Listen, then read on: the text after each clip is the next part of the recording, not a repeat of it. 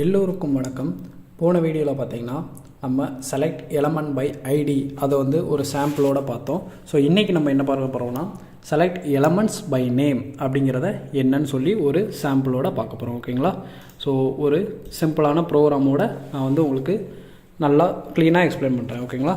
So இன்றைக்கி இதுதான் நம்ம பார்க்க போகிறோம். இப்போது 3 ஆப்ஷன் இருக்குது. நான் ஏதாவது ஒரு ஆப்ஷனை சூஸ் பண்ணி கிளிக் பண்ணேன்னா யூ கிளிக் 3 அப்படின்னு சொல்லி வருது.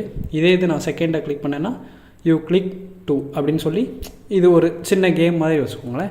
ஸோ இது நம்ம அந்த கெட் எலமெண்ட்ஸ் பை நேமை வச்சு நம்ம எப்படி பண்ணலாம் அப்படிங்கிறதா இந்த வீடியோவில் பார்க்க போகிறோம். ஓகேங்களா?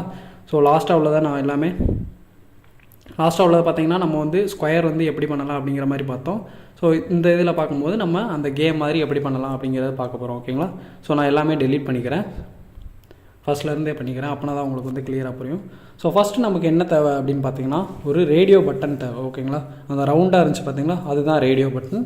ஸோ இன்புட் டைப் வந்து ரேடியோன்னு கொடுத்தீங்கன்னா உங்களுக்கு அந்த ரவுண்டான ஒரு பட்டன் மாதிரி வந்துடும். ஓகேங்களா? இதுதான் அந்த ரேடியோ பட்டன். ஸோ எனக்கு வந்து 3 ரேடியோ பட்டன் வந்து நான் க்ரியேட் பண்ணிக்கிறேன். நம்பரை மட்டும் சேஞ்ச் பண்ணிக்கிறேன், 2 3 அப்படின்னு சொல்லி 3 ரேடியோ பட்டன் வந்து க்ரியேட் பண்ணிக்கிறேன். ஓகேங்களா? பாருங்கள், டவன் 3 வந்துருச்சு. இப்போ பாருங்கள், எனக்கு ஏதாவது ஒன்று தான் சூஸ் ஆகணும். ஆனால் பார்க்கும்போது எனக்கு 3மே சூஸ் ஆகுது. நான் எதை கிளிக் பண்ணாலும் அது ப்ளூ ஆகுது, ஆனால் 1 மட்டும்தான் வரணும். ஓகேங்களா? அதுக்கு நம்ம எப்படி அப்படின்னு பார்க்கும்போது நேம் வந்து ஈக்குவலாக கொடுத்தீங்கன்னா உங்களுக்கு ஏதாவது ஒன்று தான் சூஸ் ஆகும்.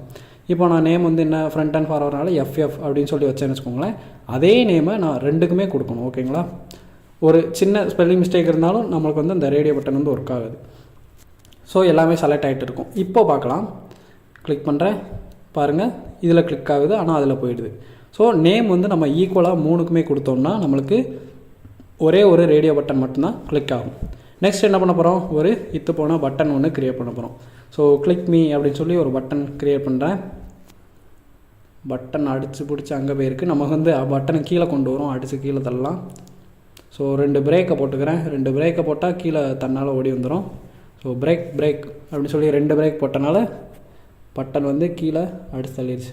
ஸோ இப்போது நான் 3 இது இருக்குது, ஒரு பட்டன்.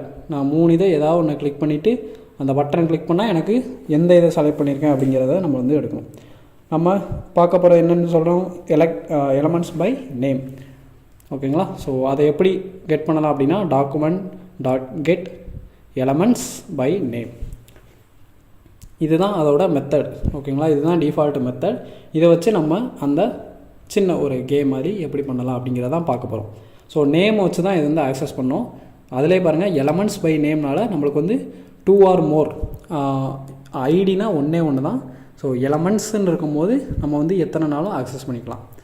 இப்போ என்னடா பொசுக்குன்னு H3ன்னு போகிறானே அப்படின்னு நினைப்பீங்க. இது வந்து என்னென்னு பார்த்தீங்கன்னா அவுட்புட் கீழே வந்து காமிச்சு பார்த்தீங்களா, யூ கிளிக்குடு திஸ், யூ கிளிக்குடு 1, யூ கிளிக்குடு 2 அப்படின்னு வந்துச்சுல. ஸோ அதுக்காக ஒரு ஹெட்டிங்கில் வந்து அவுட்புட்டுன்னு போட்டுக்கிறேன். எனக்கு எந்த இதுவுமே தெரியலை. இப்போ நாங்களுக்குள்ளே சும்மா யூ கிளிக்குடுன்னு போட்டேன்னு வச்சுக்கோங்களேன். யூ கிளிக்குடுன்னு போட்டேன்னா அந்த இடத்துல வரும்.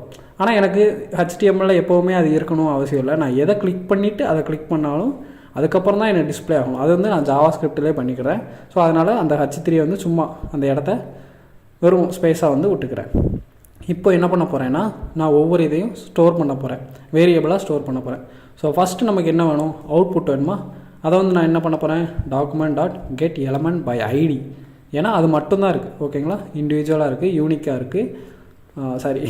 இருக்குது, அது செப்பரேட்டாக இருக்குல்ல, அந்த ஐடினா அந்த பட்டன் மட்டும்தான் அப்படிங்கிற மாதிரி. ஸோ அதை வந்து நான் கெட் பண்ணிக்கிறேன். ஓகேங்களா? போன வீடியோவில் எப்படி கெட் பண்ணி பண்ணேனோ அதே மாதிரி தான் கெட் எலமெண்ட் பை ஐடியை வச்சு யூஸ் பண்ணிக்கிறேன். நெக்ஸ்ட் என்ன பண்ண போகிறேன், அந்த பட்டனுக்கும் நம்ம வந்து கெட் பண்ணணுமா. ஸோ பட்டனுக்கு ஒரு ஐடியை வந்து போட்டுக்கிறேன், PTN அப்படின்னு சொல்லி போட்டுக்கிறேன். கீபோர்டின் பிரச்சனைகளால் சில மாற்றங்கள் இருக்குது, அதை வந்து நினச்சிக்கிறாங்க.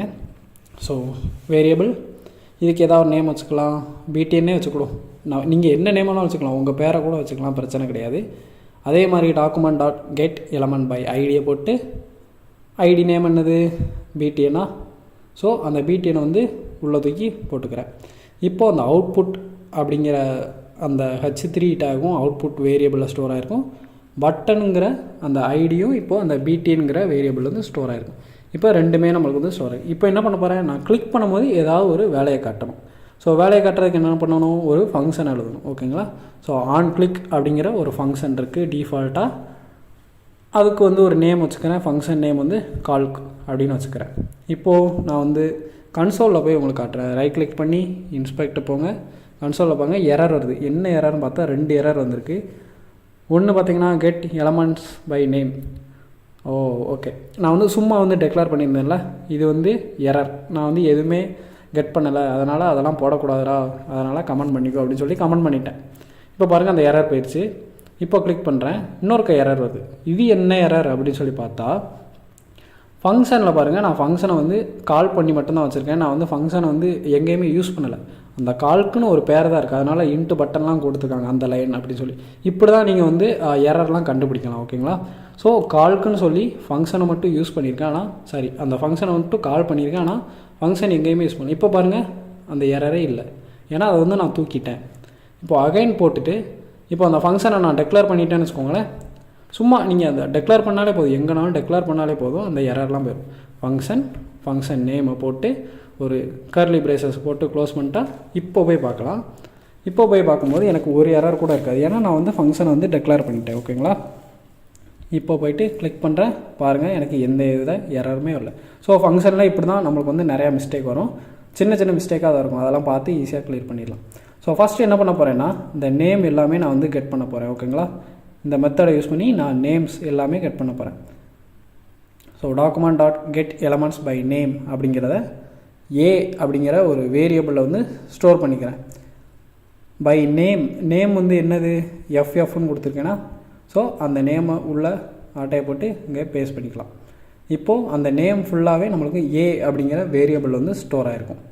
இப்போ நான் என்ன பண்ண போகிறேன்னா அந்த ஏ வந்து நான் வந்து உங்களுக்கு கன்சோலில் போட்டு காமிக்கிறேன். அப்படி என்ன தான் உங்களுக்கு வந்து டிஸ்பிளே ஆகும் அப்படின்னு பார்க்கலாம். ஸோ ஏங்கிறது அந்த 3 இன்புட்டையுமே இப்போ வந்து குறிக்கும். கரெக்டாக பார்க்கலாம். கிளிக் பண்ணுறேன், பாருங்கள் நோடு லிஸ்ட் வந்து 3ன்னு சொல்லியிருக்கு, 0 1 2. நான் ஹோவர் பண்ணுறேன், மேலே பாருங்கள் அது கரெக்டாக சூஸ் ஆகுது. லென்த் வந்து 3ன்னு சொல்லி கரெக்டாக எல்லாமே வந்திருக்கு. ஸோ நான் எத்தனை தடவை கிளிக் பண்ணுறேன்னா அந்த நோடு வந்து ஆக்சஸ் ஆகுது. ஸோ நம்ம பண்ணுறது எல்லாமே கரெக்டாக தான் பண்ணியிருக்கோம், இதுவரை நம்ம பண்ணது எல்லாமே கரெக்டாக பண்ணியிருக்கோம். ஓகேங்களா. இப்போ நான் என்ன பண்ண போகிறேன், ஒவ்வொரு இன்புட் அந்த ரேடியோ பட்டனை போய் நான் கிளிக் பண்ண போகிறேன். கரெக்டு தானே. ஒவ்வொரு பட்டனையும் போய் கிளிக் பண்ணிவிட்டு இந்த பட்டனை நீ கிளிக் பண்ணியிருக்கியா, இந்த பட்டனை கிளிக் பண்ணியிருக்கியா அப்படின்னு சொல்லி செக் பண்ண போகிறேன். இதுதான் வேலை. ஓகேங்களா. இதை கிளிக் பண்ணியிருக்கேனா, இதை கிளிக் பண்ணியிருக்கேனா, இதை கிளிக் பண்ணியிருக்கேனா. ஸோ 3யுமே தனித்தனியாக, அதாவது ஒன்றா எப்படி போகிறது அப்படின்னு சொல்லி பார்க்கும்போது ஃபார் ஈச் அப்படின்னு சொல்லியிருக்கு. ஃபார் ஈச்னால் ஒன்றும் இல்லை, ஒவ்வொரு இதையுமே போய் நான் போய் செக் பண்ண போகிறேன். அதுதான் ஃபார் ஈச். அந்த 3 இப்போ 100 இது இருந்தாலும் நான் 100 இதையுமே ஒவ்வொன்றா போயிட்டு செக் பண்ணி பார்க்குறது தான் ஃபார் ஈச். ஸோ ஏங்கிறது அந்த ஃபுல்லாக 3 இன்புட்டையுமே எடுக்கும். 3 இன்புட்டையுமே நான் ஒவ்வொன்றா செக் பண்ண போகிறேன். ஒவ்வொன்றா செக் பண்ணுறதுக்கு தான் நான் அந்த நேமை யூஸ் பண்ணிக்கிறேன். நேம்ங்கும் போது FF. So first name check பண்ணோம், அடுத்து செகண்ட் நேம் செக் பண்ணோம், அப்புறம் தேர்ட் நேம் செக் பண்ணோம். ஸோ இப்படி தான் வந்து நம்ம இன்வோக் ஃபங்க்ஷன் வந்து கால் பண்ணுவோம். ஓகேங்களா. ஸோ ஃபார் ஈச் போட்டுட்டு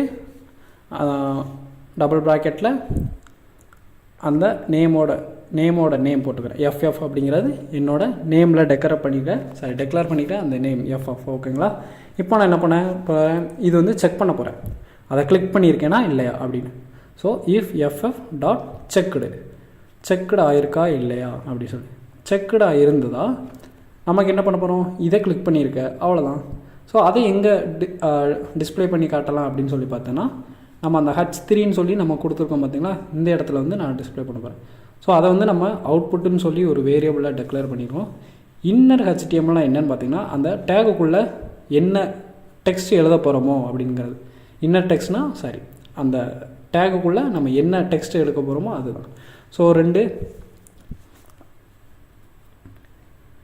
கர்லி பிரேசஸ் போட்டுக்கிறேன். அந்த ஒரு சிம்பிள் இருக்குது பார்த்தீங்களா, அது வந்து டேபுக்கு மேலே இருக்கும், நார்மல் கொட்டேஷன் கிடையாது. டேபுக்கு மேலே 2 ஒரு சைடில் ஒரு கோடு மாதிரி இருக்கும், அதுதான் போடணும். ஓகேங்களா. இதோட பேர் வந்து பார்த்திங்கன்னா இன்டர்போலேஷன் சொல்லுவாங்க. இதெல்லாம் பார்த்திங்கன்னா அட்வான்ஸ்டாக ஜேகோரியில் இருக்கும். மேக்ஸிமம் இந்த இன்டர்போலேஷன் வந்து ஜேகோரியில் இருக்கும்.